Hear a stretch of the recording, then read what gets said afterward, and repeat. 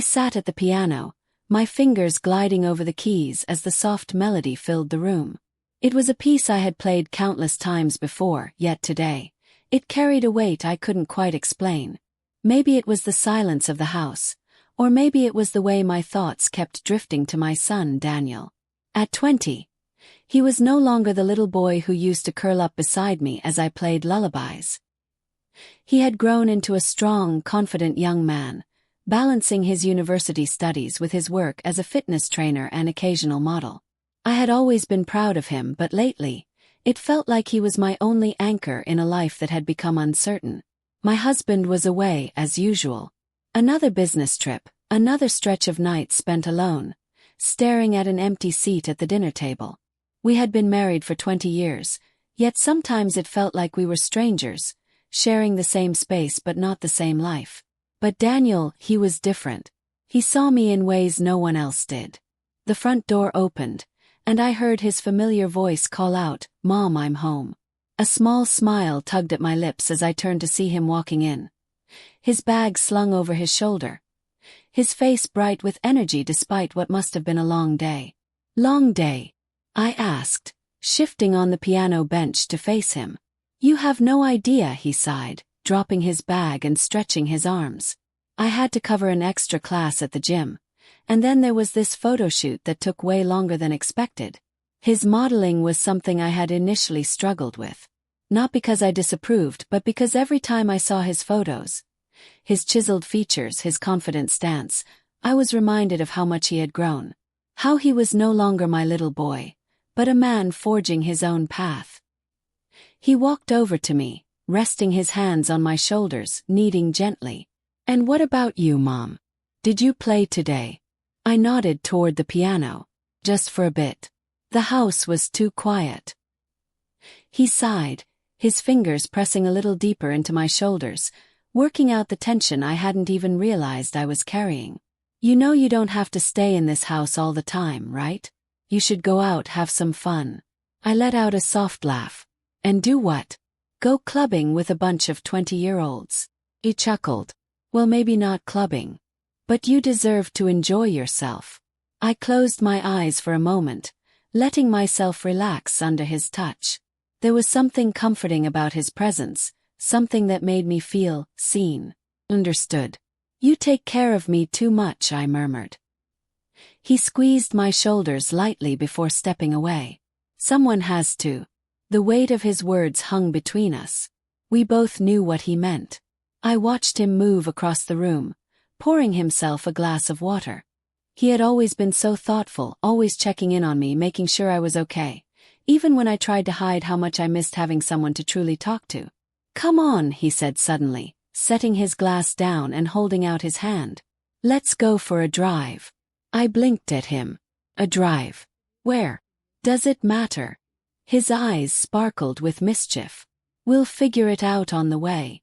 And just like that, I found myself slipping on my coat, letting my son lead me out into the night, the quiet house left behind as we drove through the city streets, music humming through the speakers. It was moments like these, simple, unexpected, that made me realize something profound. Daniel wasn't just my son. He was my home. The city lights shimmered like a sea of stars as we drove aimlessly through the streets, the soft hum of the radio filling the comfortable silence between us. The warmth of the car, the faint scent of his cologne mingling with the night air. It was perfect. Daniel glanced at me, a small smirk playing at the corners of his lips. "You look beautiful tonight, Mom." The words caught me off guard. My heart skipped a beat, not because I had never received compliments before, but because of the way he said it, softly, sincerely, as if he had been thinking it for a while. I let out a small laugh, shaking my head. "Oh, please. I'm just wearing my usual coat and jeans." "That doesn't change the fact that you look beautiful," he insisted, his voice unwavering. I turned my face away, hoping he wouldn't see the blush creeping up my cheeks. It had been a long time since I felt seen like this, like more than just a mother, more than just someone waiting at home.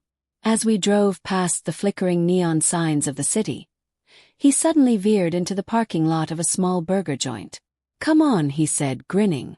"Let's eat." I laughed. "A burger place?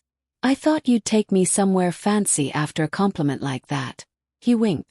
Burgers are fancy when you're in the right company. And so we sat across from each other in the small, dimly lit diner, the scent of grilled meat and crispy fries filling the air. He talked about his classes, his modeling gigs, the absurd things his gym clients would say, and I laughed more than I had in ages. The way he told stories, the way his eyes sparkled when he spoke, the way he listened to me, truly listened, it was intoxicating. After we finished eating, we walked back to the car, the air crisp but not too cold. I wrapped my arms around myself, but before I could even shiver, Daniel draped his jacket over my shoulders. "You're always taking care of me," I said, smiling up at him. He gave a casual shrug. "You took care of me my whole life." "It's only fair I return the favor." My heart ached in the most beautiful way. As we drove through the city again, I thought we were heading home, but Daniel suddenly pulled into another parking lot. This time an amusement park. My eyes widened. "Daniel, what are we doing here?" He turned off the car and grinned. "You said you haven't had fun in a long time. So let's have fun." I couldn't even protest because, in truth, I had always loved amusement parks. The lights, the music, the laughter of strangers. It all carried a magic that made you forget the real world, if only for a little while. We walked past the games and rides, the scent of cotton candy and popcorn filling the air. It was late, so the crowd had thinned out, giving everything a dreamlike quality. Daniel grabbed my hand, pulling me toward the Ferris wheel. "This is the best part," he said. "We have to." I laughed, letting him lead me into the small gondola. As we rose higher and higher, the entire city unfolded beneath us, a breathtaking view of twinkling lights stretching endlessly into the horizon. The wind was gentle, brushing against my face, and I closed my eyes, breathing it all in. "It's beautiful," I whispered. Beside me, Daniel was watching me instead of the view. It is." When I turned my head to look at him, the intensity in his gaze stole my breath. There was something unspoken in the air, something neither of us wanted to acknowledge but couldn't ignore. Then, as if it was the most natural thing in the world, he reached for me, wrapping his arms around me, holding me close. I didn't pull away. Couldn't. The warmth of his body, the strength in his embrace. It was the safest I had felt in years. And then, softly, carefully, he tilted his head down, and before I could even process what was happening, his lips brushed against mine. It was slow, hesitant, filled with unspoken emotions neither of us had dared to admit. The Ferris wheel rocked slightly as we reached the very top, as if the universe itself was holding its breath with us. When he finally pulled away, I felt dazed, breathless, more alive than I had in years. "Daniel," I whispered, unsure of what to say, unsure of anything except for the way my heart was pounding in my chest. He rested his forehead against mine, exhaling slowly. I wanted to make you happy tonight." And he had. More than he would ever know. As the Ferris wheel slowly descended, I knew that whatever this was, whatever we had just stepped into, it was something I could never ignore again. And for the first time in a very long time I didn't want to. The night air was crisp as we stepped out of the amusement park, our laughter still lingering between us. The Ferris wheel ride had left me breathless, not just from the height, but from something else entirely. Something unspoken. Daniel had his arm draped over my shoulder in a way that felt both casual and protective as we made our way to one of the small stands near the exit. "Cotton candy?" he asked, raising an eyebrow playfully. "Last chance." I laughed. "You act like this is a once-in-a-lifetime opportunity." "Hey, we don't do this every day," he said, handing me a fluffy pink cloud of sugar. "Might as well make it count." We walked back to the car, sharing bites of the cotton candy between us. The world felt softer, the colors brighter, and for the first time in what felt like forever, I wasn't thinking about the empty house waiting for me. I wasn't thinking about responsibilities or routines. I was just here, in this moment with him. By the time we pulled into the driveway, I was exhausted, but in the best way. I stepped inside first, kicking off my shoes as Daniel followed behind me. The warmth of home settled around us, but something between us had shifted tonight. It was in the way he looked at me, the way he moved a little closer, the way he lingered in the doorway instead of heading straight to his room. I turned to say something, but before I could, he ran a hand through his hair and let out a dramatic groan. "Oh crap." I frowned. "What?" He looked at me, eyes wide. "I have a photo shoot in the morning. And not just any shoot. A men's underwear campaign." I blinked. "Okay. And I forgot to shave. Everything." I tilted my head, trying to understand why he was looking at me as if the world was ending. "They told me I had to be smooth," he continued, rubbing his jaw. "No hair. Nothing." I bit my lip to keep from laughing. "Daniel, you've been modeling for a while. How did you forget?" He groaned again, flopping down onto the couch like a defeated man. "Because I was too busy planning the perfect night for you. That caught me off guard." I stared at him, warmth blooming in my chest. "Well," I said after a beat, "no need to panic. I have wax strips." His eyes snapped to mine. "What?" "I can do it for you," I said with a shrug. "Like in a salon." He sat up so fast it was almost comical. "Mom, no offense, but do you even know how to do that?" I rolled my eyes. "I wax my legs, don't I? It's not rocket science." He hesitated, clearly torn between relief and sheer terror. "You're sure?" I crossed my arms, smirking. "Unless you want to show up to your shoot looking like a caveman." Daniel exhaled, rubbing his face. "All right, fine. But if this turns into a horror movie, I'm blaming you." I laughed, already heading to the bathroom to grab the waxing kit. When I returned, he was still sitting there, staring at the ceiling as if rethinking every decision that had led him to this moment. "Okay, let's do this," I said, setting everything up. Daniel pulled off his shirt, and I tried to ignore the way the muscles in his shoulders flexed as he stretched. I had seen him shirtless a million times before. Pool days, summers, casual mornings, but something about tonight felt different. Maybe it was the intimacy of it, the trust, the vulnerability. "All right," I said, peeling the first wax strip. "Ready?" He gave me a skeptical look. "Do I have a choice?" "Nope." I pressed the strip onto his chest, smoothing it down firmly. Tensed. "How bad is this going to hurt?" he muttered. I grinned. "You'll find out in 3-2. I yanked the strip off in one swift motion. Daniel let out a strangled noise somewhere between a yelp and a laugh. "Oh my God!" I burst into laughter. "See? Not so bad." He glared at me. "I think you enjoyed that a little too much." "Oh, absolutely." We went on like that for a while, laughing between each pull, until his skin was smooth. By the time we were finished, he was lying on the couch, one arm thrown over his face, completely spent. "You're never allowed to complain about pain ever again," I teased, cleaning up the remnants of the wax strips. "I think I saw my life flash before my eyes," he mumbled. I rolled my eyes, nudging him lightly. "Drama queen." He reached for my hand, giving it a small squeeze. "Seriously though." "Thanks, Mom." Something about the way he said it made my breath catch. I looked at him, really looked at him. My son, my rock, my constant. The one who made me laugh when I wanted to cry. Who filled the quiet spaces in my life with warmth and light. And tonight, for the first time in a long time, I felt alive again.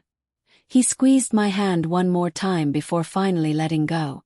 "Good night," he murmured, his voice softer now, sleep pulling at the edges. I stood there for a moment, watching him, my heart full in a way I couldn't explain. "Good night, Daniel," I whispered, turning off the light. And as I walked to my room, I realized something. I didn't feel alone anymore.